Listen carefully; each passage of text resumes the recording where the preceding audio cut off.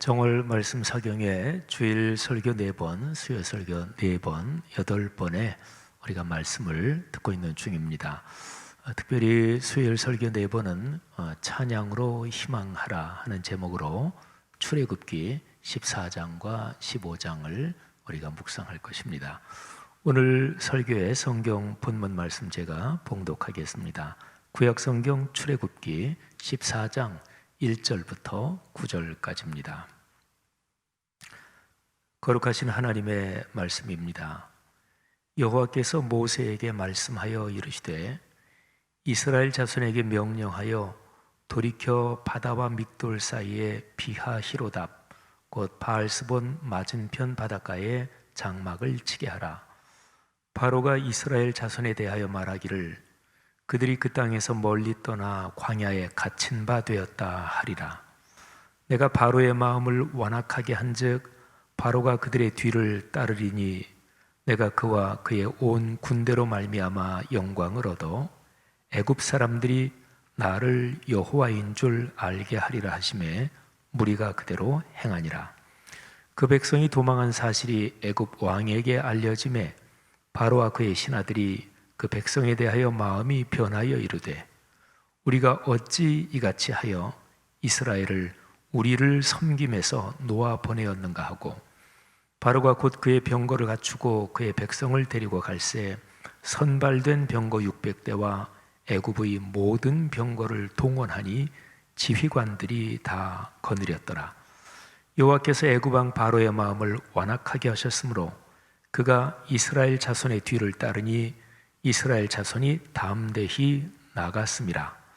애굽 사람들과 바로의 말들 병거들과 그 마병과 그 군대가 그들의 뒤를 따라 바알스본 맞은편 비하히롯 곁 해변 그들이 장막 친 데에 미치니라. 아멘. 오늘부터 수요일 설교 4번은 목표가 15장 출애굽기 15장에 나오는 모세의 노래, 그 찬양을 깨닫는 것입니다. 15장 그 찬양은 참 가사가 놀랍습니다. 그 가사를 우리가 깊이 이해하고 깨달음으로써 찬양으로 2021년을 희망할 수 있게 되기를 바랍니다.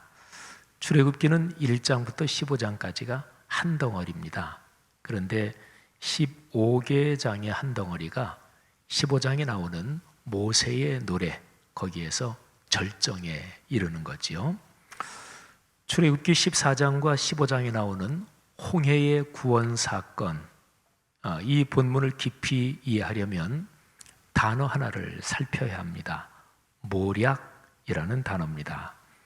이 모략이라는 단어가 나오는 성경 본문 2곳을 한번 보겠습니다. 자, 잠언 22장 20절을 먼저 볼 텐데 17절부터 21절까지를 보면서 문맥을 살피겠습니다. 한번 들어보시죠. 너는 귀를 기울여 지혜 있는 자의 말씀을 들으며 내 지식에 마음을 둘지어다. 이것을 내 속에 보존하며 내 입술 위에 함께 있게 함이 아름다우니라. 내가 네게 여호와를 의뢰하게 하려 하여 이것을 오늘 특별히 네게 알게 하였노니 내가 모략과 지식의 아름다운 것을 너를 위해 기록하여 네가 진리의 확실한 말씀을 깨닫게 하며 또 너를 보내는 자에게 진리의 말씀으로 화답하게 하려 함이 아니냐. 아멘. 여기에 보면 모략과 지식의 아름다운 것을 기록한 글을 읽고 묵상하는 사람은 진리의 말씀을 확실하게 깨닫습니다. 다른 사람이 진리에 관해서 물으면 진리의 가르침을 따라 대답할 수 있게 됩니다. 자, 여기 잠언 22장 말씀의 문맥에서 모략은 이런 뜻을 가지고 있습니다. 하나님의 경륜, 하나님의 말씀 안에 있는 깊은 지혜, 또 삶의 구체적인 현장에서 작동하는 탁월한 지략, 이런 것을 뜻하는 단어가 모략입니다. 자, 모략이라는 단어가 나오는 구절 하나 더 보겠습니다. 특별히 메시아 예언과 연관해서 아주 중요한 구절을 우리가 볼 것입니다. 이사야서 11장 2절에 모략이라는 단어가 나옵니다. 자, 성경 전체의 주인공은 예수 그리스도시지요. 구약은 앞으로 오실 메시아 곧 그리스도에 관한 말씀이고, 신약 성경은 이미 오신 그리스도 그리고 다시 오실 그리스도에 관한 말씀이지요. 성경 전체에서 어떤 본문이 특별히 흐름상 맥락에서 중요하다 이렇게 말할 때는 반드시 예수 그리스도와 연관돼야 되는 거죠. 이런 점에서 이사야서 11장 1절 이하는 성경 전체 흐름에서 아주 중요합니다. 메시아 예언이 기록된 성경 구절이 무수하게 많죠. 근데 그런 것 중에서 가장 핵심적인 몇 구절 중에 하나가 이사야서 11장 바로 그 본문입니다. 앞으로 메시아가 오실 텐데 그 메시아에게 여호와의 영이 내리신다, 그런 내용이 본문에 나옵니다. 그 하나님의 영을 설명하는 표현 중에 모략이라는 단어가 나옵니다. 2절에 나와요. 제가 이사야서 11장 1절부터 5절 말씀을 읽어드릴 테니까 한번 문맥을 따라가 보시지요. 이새의 줄기에서 한 싹이 나며 그 뿌리에서 한 가지가 나서 결실할 것이요, 그 위에 여호와의 영 곧 지혜와 총명의 영이요 모략과 재능의 영이요 지식과 여호와를 경외하는 영이 강림하시리니 그가 여호와를 경외함으로 즐거움을 삼을 것이며 그의 눈에 보이는 대로 심판하지 아니하며 그의 귀에 들리는 대로 판단하지 아니하며 공의로 가난한 자를 심판하며 정직으로 세상의 겸손한 자를 판단할 것이며 그의 입에 막대기로 세상을 치며 그의 입술의 기운으로 악인을 죽일 것이며 공의로 그의 허리띠를 삼으며 성실로 그의 몸에 띠를 삼으리라. 아멘. 여러분, 이 구절에서 메시아의 모든 사역은 그 위에 임하시는 하나님의 영과 연결됩니다. 하나님의 영의 능력에서 나옵니다. 성령의 임재가 성부 하나님과 사람이 되신 성자 하나님을 연결시킵니다. 그래서 삼위일체 하나님의 사역을 온전히 이룹니다. 그런데 그 성령님의 여러 특징 중 하나가 2절의 표현처럼 모략과 재능의 영입니다.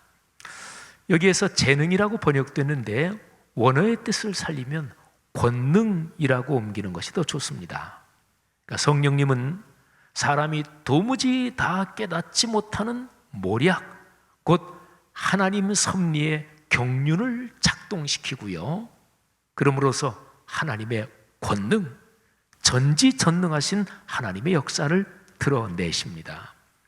자, 이런 맥락에서 모략이라는 단어는 하나님의 경륜을 말합니다. 그래서 그 성경에 기록된 모략이란 단어는 거룩한 모략 이렇게 말할 수 있습니다. 오늘 제 설교의 제목이기도 하죠. 거룩한 모략. 출애굽기 14장 15장에 기록된 홍해의 구원 사건, 여기에서 거룩한 모략, 바로 이 단어가 중심 주제입니다. 이스라엘 백성의 출애굽, 이 전체적인 사건의 흐름에서 거룩한 모략은 일찍부터 시작됩니다. 출애굽기가 40장이에요. 40개 장으로 구성되어 있죠. 그런데 1장부터 15장까지의 애굽에서 건져내시는 사건이 기록이 되어 있습니다. 그리고 이 사건은 홍해의 구원에서 절정에 이르고, 그리고 구원받은 그 사건에 대한 찬양으로 결론에 도달합니다. 자, 출애굽기 제일 첫 부분에 보면 모세의 탄생 사건이 기록이 되어 있어요. 근데 모세라는 이름의 뜻이 애굽 말로 아들을 뜻합니다. 그러니까 모세라는 말은 원래 애굽 말로 아들을 뜻하는데, 그런데 건져내다 이런 히브리 낱말과 발음이 비슷합니다. 그래서 출애굽기 2장 10절에서 물에서 건져내었다, 이렇게 이제 신앙적 해석을 하는 거지요.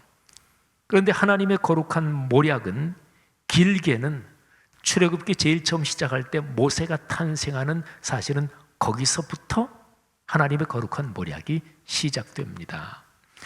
이 모세의 이 사건을 보면 트로이 목마를 머리에 떠올릴 수가 있어요. 그러니까 모세는 애굽에서 이스라엘 백성을 건져내고 탈출시킬 사람이잖아요. 그러니까 애굽 왕과 정면으로 맞서잖아요. 그런데 그 모세가 어린 아가로 태어난 그 아이가 애굽 궁중으로 들어가고 거기에서 왕자들과 함께 성장을 하는 거죠. 영적인 트로이 목마 비슷합니다. 물에서 건져낸 모세를 통해서 하나님께서는 이스라엘 백성을 애굽에서 건져내십니다. 그러니까 모세의 이름을 건져냈다, 이렇게 신앙적인 해석을 하는 것은 하나님께서 이스라엘 백성을 애굽에서 건져낸다, 이거하고 같이 연관이 되어 있는 거지요. 자, 그러면 거룩한 모략, 길게 보면 출애굽기 처음부터 시작되는데요. 근데 구체적인 본격적인 실행은 모세가 애굽으로 파송되면서 이제 작동이 됩니다. 자, 그 거룩한 모략의 큰 틀이 다음과 같습니다. 하나님께서 바로의 마음을 완악하게 하십니다. 고집스럽고 그리고 아주 그냥 강팍하게 만드셔요. 하나님께서 애굽에 계속해서 재앙을 내리십니다. 그리고 맨 마지막에는 사람과 짐승에 처음 태어난 모든 것을 죽이시는 10번째 재앙이 애굽 땅에 덮치지요. 결국 바로가 이스라엘 백성을 애굽에서 내보냅니다. 그런데 보내놓고 마음이 돌아섭니다. 그래서 군대를 총 출동시켜요. 이스라엘을 추격합니다. 그런데 홍해에서 몰살당합니다. 이 사건을 통해서 애굽 사람들이 하나님, 이스라엘의 하나님 여호와가 오직 유일한 전능한 신이심을 알게 되고, 그리고 이스라엘 백성들도 하나님을 신뢰합니다. 저에게 커다란 틀입니다. 저희 커다란 틀이 이제 출애굽기 3장, 하나님께서 모세를 불러서 애굽으로 보내시는 이 출애굽기 3장부터 계속해서 어떻게 이어지는지 아주 간략하게 그 흐름을 제가 이어보겠습니다. 출애굽기 3장 19, 20절, 하나님께서 모세를 부르시는 장면인데요. 하나님께서는 당신의 이름을 묻는 모세에게 나는 스스로 있는 자다, 직역하면 나는 나다, 이렇게 당신의 이름을 말씀해 주시고, 그러면서 모세에게 이렇게 말씀하십니다.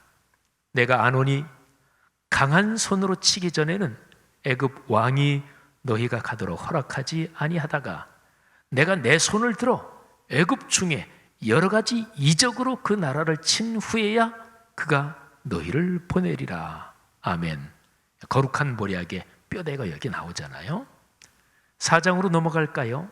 4장 21절부터 23절에 거룩한 모략의 좀 더 자세한 구상이 나옵니다. 자, 모세가 이제는 애굽으로 가는 중이에요. 자, 이렇게 하나님께서 말씀하십니다. 모세가 그의 아내와 아들들을 나귀에 태우고 애굽으로 돌아가는데 모세가 하나님의 지팡이를 손에 잡았더라. 여호와께서 모세에게 이르시되 네가 애굽으로 돌아가거든 내가 네 손에 준 이적을 바로 앞에서 다 행하라. 그러나 내가 그의 마음을 완악하게 한즉 그가 백성을 보내주지 아니하리니 너는 바로에게 이르기를 여호와의 말씀에 이스라엘은 내 아들 내 장자라. 내가 네게 이르기를 내 아들을 보내주어 나를 섬기게 하라 하여도 네가 보내주기를 거절하니 내가 네 아들 네 장자를 죽이리라 하셨다 하라 하시니라. 아멘. 자, 모세가 애굽으로 가는 중에 하나님께서 또 말씀을 주시는데, 그런데 거룩한 모략의 그 구체적인 기획이 조금 더 자세하게 나오지요. 자, 5장으로 넘어갑니다. 5장에는 모세가 드디어 바로에게 가서 이스라엘 백성을 애굽에서 나가게 해달라고 요청하는 장면이 나오는데, 이 모세가 그 요청을 한 것 때문에 바로가 이스라엘 백성을 더 혹독하게 노역을 시킵니다. 그러니까 하나님의 모략대로 진행이 되는 거지요. 이스라엘 백성은 자기들의 노동 강도가 더 높아지니까 모세에게 원망하고 그리고 불평하지만, 그런데 사람이 하나님의 거룩한 모략을 어떻게 다 알겠어요? 바둑을 둘 때 또는 어떤 게임을 할 때 고수가 가지고 있는 그 전략을 하수들의 눈에는 보이지 않습니다. 백성들은 불평합니다. 모세도 난감해해요. 그런데 하나님의 모략대로 진행되고 있는 거예요. 6장으로 넘어가면 6장 1절 이하에 하나님께서 모세에게 거듭해서 이렇게 말씀을 주십니다. 6장 1절 이하에서 말씀을 주실 때는 하나님께서는 아브라함에게 주신 약속까지 언급을 하십니다. 6장 1절부터 4절까지 내용을 들어보십시오. 여호와께서 모세에게 이르시되 이제 내가 바로에게 하는 일을 네가 보리라. 강한 손으로 말미암아 바로가 그들을 보내리라. 강한 손으로 말미암아 바로가 그들을 그의 땅에서 쫓아내리라. 하나님이 모세에게 말씀해 이르시되 나는 여호와이니라. 내가 아브라함과 이삭과 야곱에게 전능의 하나님으로 나타났으나 나의 이름을 여호와로는 그들에게 알리지 아니하였고, 가나안 땅 곧 그들이 거류하는 땅을 그들에게 주기로 그들과 언약하였더니 이제 애굽 사람이 종으로 삼은 이스라엘 자손의 신음소리를 내가 듣고 나의 언약을 기억하노라. 아멘. 3장, 4장, 5장, 6장 하나님의 모략은 한치도 흔들림 없이 일직선으로 진행됩니다. 자, 이제 7장 3절부터 6절을 보면 거룩한 모략의 중심 전략이 아주 명백하게 드러나 있습니다. 들어보십시오. 내가 바로의 마음을 완악하게 하고 내 표징과 내 이적을 애굽 땅에서 많이 행할 것이나 바로가 너희의 말을 듣지 아니할 터인즉 내가 내 손을 애굽에 뻗쳐 여러 큰 심판을 내리고 내 군대 내 백성 이스라엘 자손을 그 땅에서 인도하여 낼지라. 내가 내 손을 애굽 위에 펴서 이스라엘 자손을 그 땅에서 인도하여 낼 때야 애굽 사람이 나를 여호와인 줄 알리라 하시매 모세와 아론이 여호와께서 자기들에게 명령하신 대로 행하였더라. 아멘. 여러분, 여기 7장 3절부터 6절에 거룩한 모략의 중심 전략이 명확하게 나온다. 제가 이렇게 말씀드린 중요한 이유는 맨 마지막에 모세와 아론이 하나님의 명령에 순종했다. 명령대로, 말씀대로 그대로 따랐다. 이 점이 거룩한 모략에서 아주 중요한 부분입니다. 하나님께서는 당신의 말씀에 순종하는 사람들에게 그 열매를 거두게 하십니다. 결국은 승리를 맛보게 하십니다. 거룩한 모략에서 아주 중요한 결론 부분이죠. 자, 계속 볼까요? 바로의 마음이 완악해지는 것, 하나님의 재앙이 내리는 것, 그리고 하나님이 홀로 참 신이심이 드러나는 것, 거룩한 모략의 뼈대지요. 그리고 이런 하나님의 계획에 모세와 아론이 순명했다는 것입니다. 7장부터 이제 14장까지 꽤 길게 말이죠. 이 7장부터 14장까지 10가지 재앙이 나와요. 그런데 성경을 읽어보면 첫 번째 재앙이 끝나고 맨 마지막에 어떤 표현이 기록이 되어 있고, 두 번째 재앙이 끝나고 맨 마지막에도 그 표현이 기록이 되어 있고, 세 번째, 네 번째, 10가지 재앙이 끝날 때마다 거의 똑같은 내용이 기록이 되어 있습니다. 그 내용이 거룩한 모략의 주제예요. 음악으로 말하면 메인 테마, 주 선율이 전체 교향곡이나 전체 음악을 끌고 가는 거하고 같아요.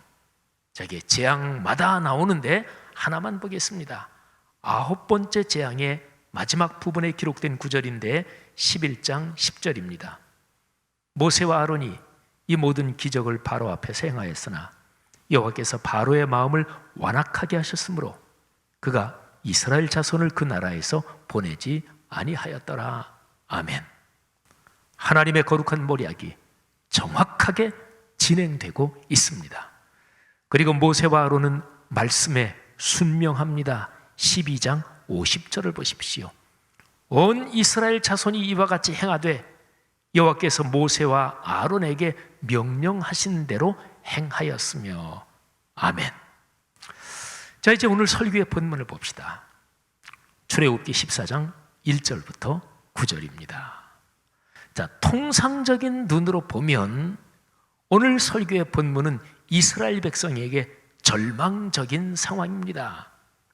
당시에 최강대국 애굽의 정예 병거 600대, 이거는 오늘날로 말하면 전차 군단이고요. 하긴 2차 세계대전까지는 전차 군단이 가장 막강했는데 오늘날로 말하면 가장 강력한 공군력 또는 미국의 항공모함 전단, 이렇게 말할 수 있겠죠. 거기에 비견되는 것이 여기 출애굽기 그 당시 고대 근동지방에서는 전차 군단 비견되는 것이 바로 병거입니다. 근데 정예 병거 600대를 비롯해서 엄청난 군대가 추격해 옵니다. 그에 비하면 이스라엘 백성은 오합지졸입니다. 게다가 이스라엘 백성이 진을 친 곳 뒤가 바다입니다. 도망할 데가 없는 막다른 곳입니다. 이제 전멸당할 수밖에 없습니다. 잔혹한 사륙이 벌어질 것입니다.